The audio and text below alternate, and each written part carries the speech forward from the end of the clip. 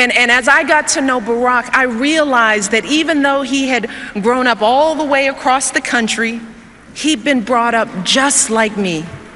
Like so many American families, our families weren't asking for much. They didn't begrudge anyone else's success or care that others had much more than they did. In fact, they admired it.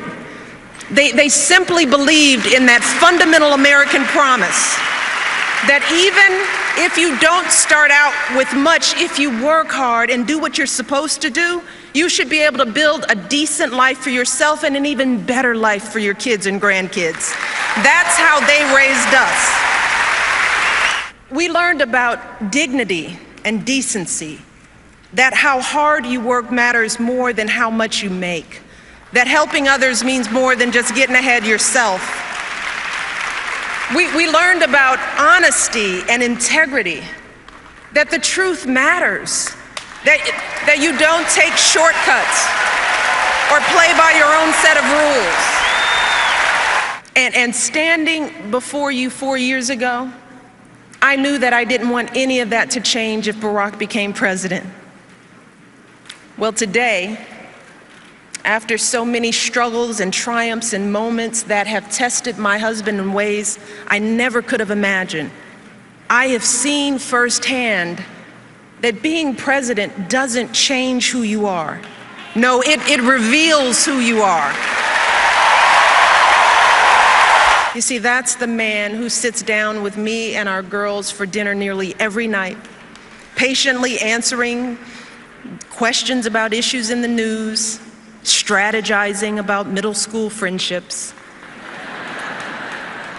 That's the man I see in those quiet moments late at night, hunched over his desk, poring over the letters people have sent him. The letter from the father struggling to pay his bills, from the woman dying of cancer whose insurance company won't cover her care, from the young people with so much promise but so few opportunities. And I see the concern in his eyes, and I hear the determination in his voice as he tells me, "You won't believe what these folks are going through, Michelle. It's not right.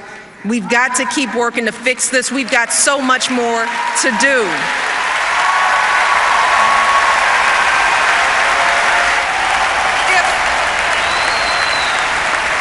If farmers and blacksmiths could win independence from an empire, if immigrants could leave behind everything they knew for a better life on our shores, if women could be dragged to jail for seeking the vote, if a generation could defeat a depression and define greatness for all time, if a young preacher could lift us to the mountaintop with his righteous dream, and if proud Americans can be who they are and boldly stand at the altar with who they love, then surely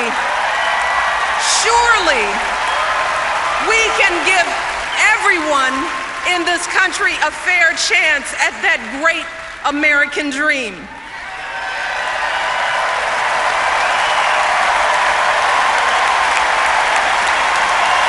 And let me tell you something, I say all of this tonight, not just as First Lady, no, not just as a wife.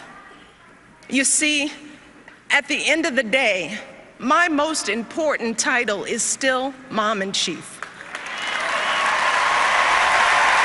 I know from experience that if I truly want to leave a better world for my daughters and for all of our sons and daughters, if we want to give all of our children a foundation for their dreams and opportunities worthy of their promise, if we want to give them that sense of limitless possibility, that belief that here in America there is always something better out there if you're willing to work for it, then we must work like never before.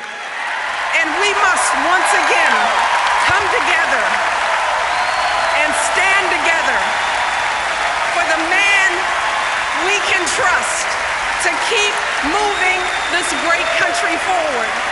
My husband, our president, Barack Obama. Thank you. God bless you.